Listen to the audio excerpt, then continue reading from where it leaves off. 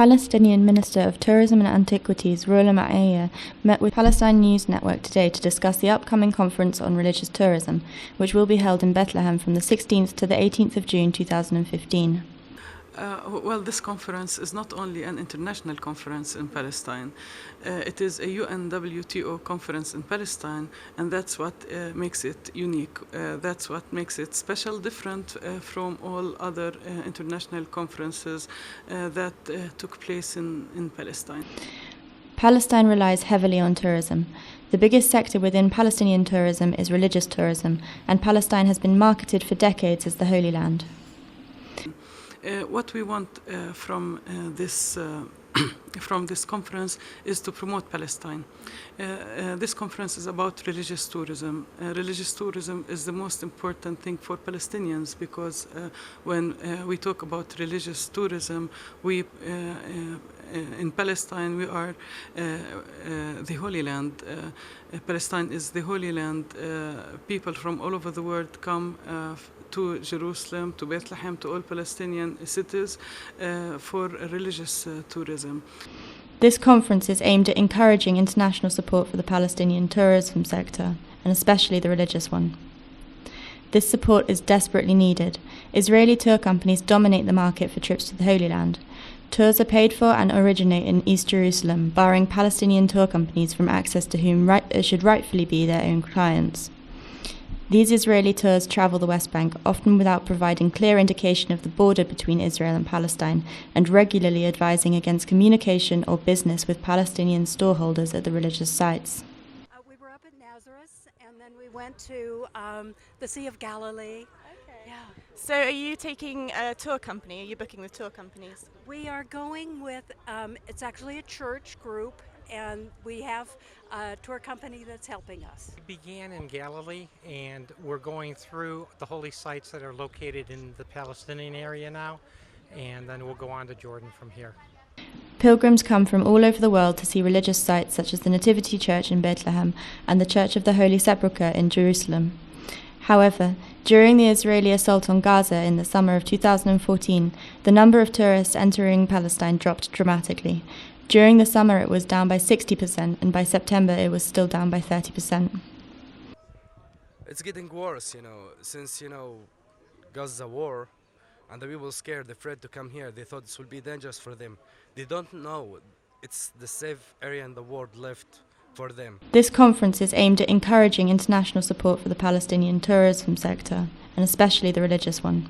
The participants coming from many countries from all over the world, people who are experts or officials from different countries who come to Palestine and spend overnight in Palestine.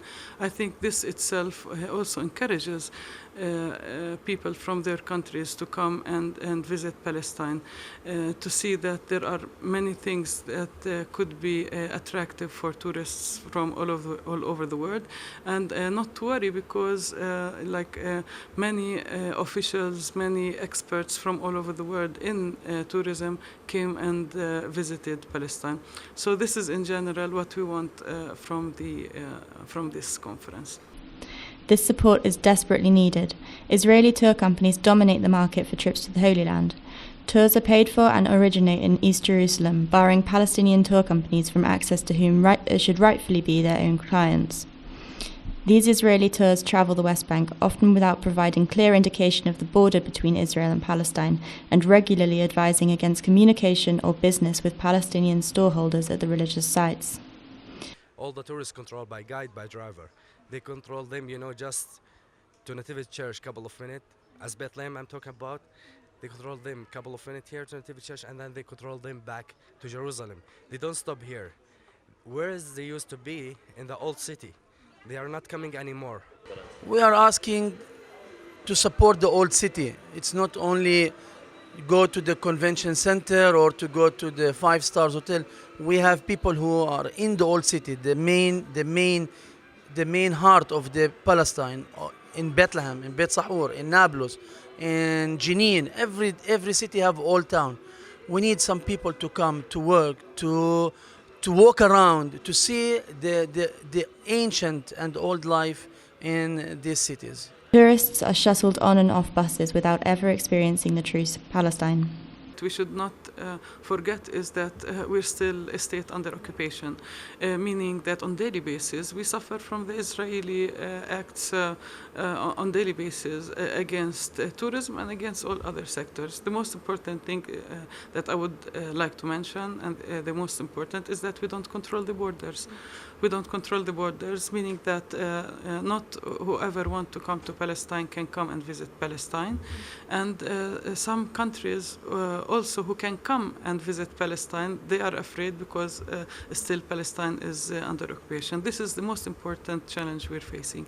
The other thing is that Palestine is the Holy Land, yes, but also it has many archaeological sites from thousands of years until this moment. So we have all these sites. Most of the sites are in what we call Area C, where we cannot rehabilitate or renovate, and we cannot work there. There are on daily basis illegal excavations, thieves, settlers. On daily basis, we're facing all these problems. We cannot, as Minister of Tourism, work there, neither the security forces. So this also affects the tourism. And the other very important thing I would like to mention is that when we talk about tourism, we should have two things. Without this, we cannot really talk about tourism. The first thing is the airport.